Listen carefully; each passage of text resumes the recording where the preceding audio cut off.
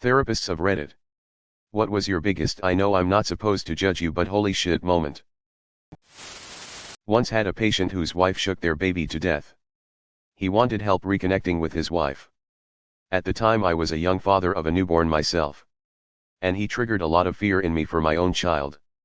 A deep loathing of his spouse. And pity, the how pathetic kind, for the patient. I tried for 3 sessions. Met his spouse and everything before handing the case over to my supervisor, who knew about my initial reactions and tried to help me through it. Unfortunately, it ended up being more about my feelings than his. And I was new to the profession at the time. These things are expected to crop up from time to time. But I was still taken aback by my own reactions. Here's my most recent one. As the pandemic worsened here in the US and more lockdowns are on their way, one of my most extroverted clients and I brainstormed ways to meet her social needs while remaining safe.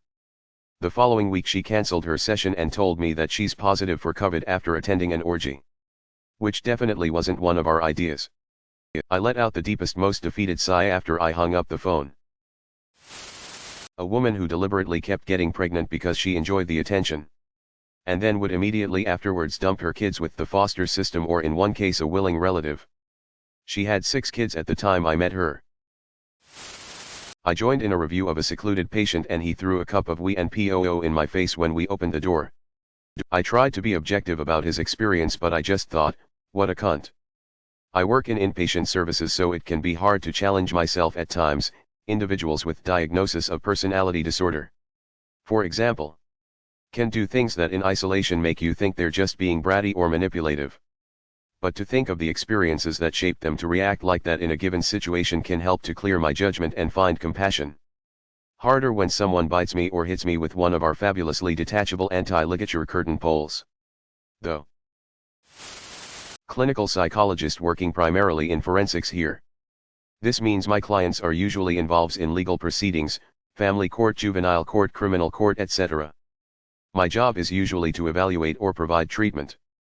I'm not there to judge. That's the judge's job. But of course I have my thoughts. I am usually impressed by the justifications people make for shitty behavior. The one that irks me the most is when parents manipulate their child against the other parent. I've had to do therapy for a 5-year-old who said she doesn't want to see a parent because they haven't paid child support. Excuse me? What 5-year-old knows? Understand? Or needs to be worried about child support? It's not often I get to talk about my profession. But here goes. I was working at a drug and alcohol rehabilitation center and had a client come in who was a self-proclaimed drug lord. As we worked together, he told me about his history. Included in this history was how he got to where he was currently at. During the conversation, this man admitted to selling his sister into sex slavery, forcibly injecting her with several sedatives and narcotics, and having several people teach her a lesson. What this meant he never shared. He told this story with a blank face, smiling only when he recalled the good times, which he referred to as times when he had enough heroin to get through the day. I'm not sure where he is at now. But this man inspired me to work with victims of sex trafficking. Because not only do they deal with the stigma of selling their bodies, they often manage drug addictions. People would honestly be floored if they realized how many people were addicted to chemicals that they were forcibly given. I was once in my psychiatrist's office a bi-monthly 15 minutes med check. She asked me what was going on more as conversation. I told her that in the last 6 weeks, my 3 elders, and 2 uncles, I was guardian/conservator for had died one right after the other.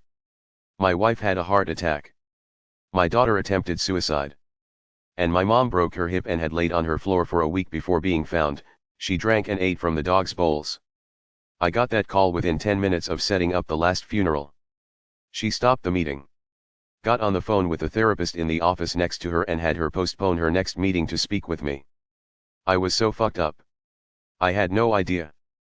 I think she saved my life.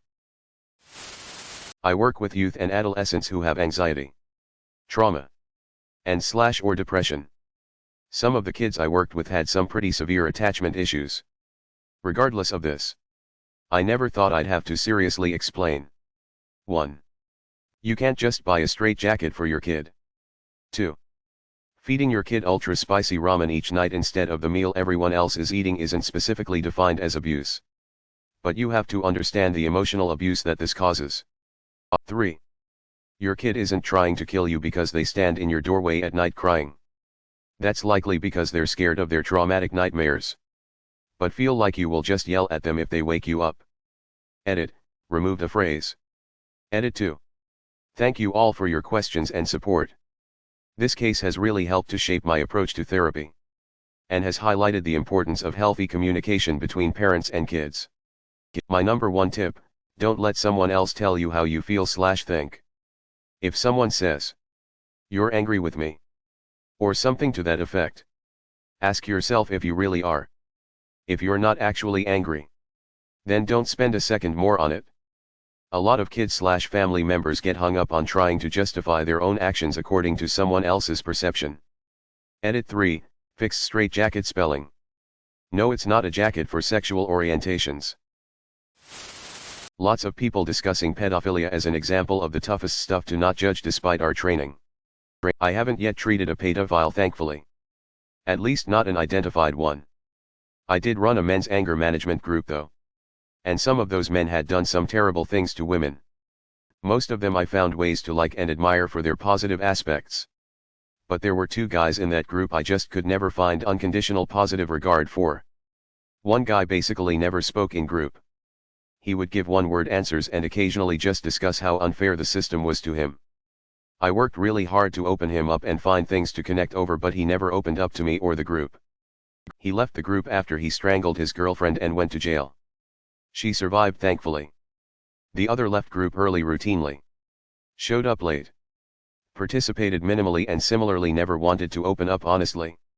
He left early one group after we had discussed him staying to the end and threatened me when I told him he wasn't going to get credit for attendance, something the court required. Oddly, I eventually moved into the apartment below him, completely without knowledge, and listened to him scream at his girlfriend and break shit while I called the cops. I judge these men. They're shitty. Maybe they're redeemable. But redemption requires self-exploration and they both refuse to do so. It's worth noting how differently I felt about them than so many others in the group, men I found ways to help and admire and respect even in spite of their awful behavior in the past. I work at a residential group home. We had a kid who we had admitted about 4 months prior. When in a family session they mentioned they had parasites, I'm like, what? Mom goes, oh yeah, our whole family has them. We don't believe in getting rid of them since they're part of our biological ecosystem, and I'm just dumbstruck.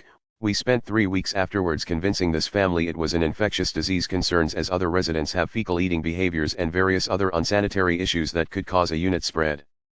3 weeks of education. Planning. And worst of all, convincing this kid and mother that their IQ wouldn't drop because they had agreed to irradiate the parasites. Lots of CBT work. But Jesus, it took way longer than any of my team expected.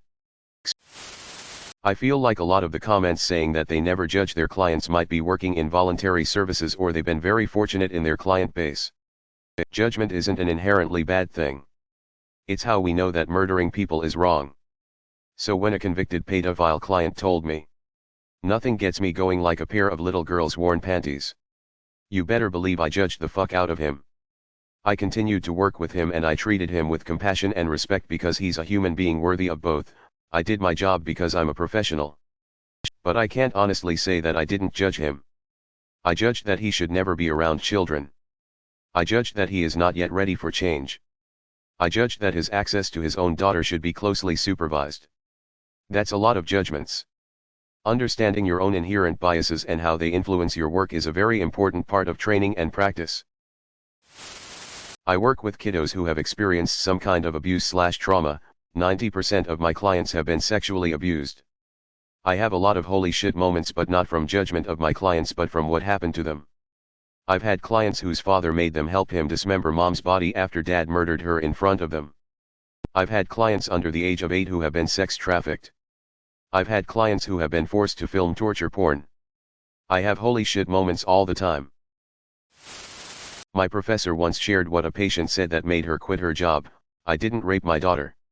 She liked it. The daughter was _6_. She couldn't take it anymore.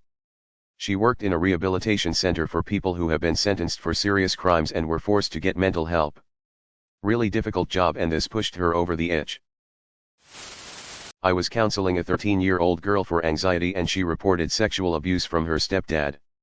I called her mom and told her mother I needed to call Child Protective Services. Turns out that CPS was already aware, and the abuse was first reported around the patient's age 7. Mom was aware of the abuse and stayed with her husband anyway. It was a complicated situation. And it wasn't. How could she not do more to protect her daughter? Sorry lady. I'm judging. Thanks for watching.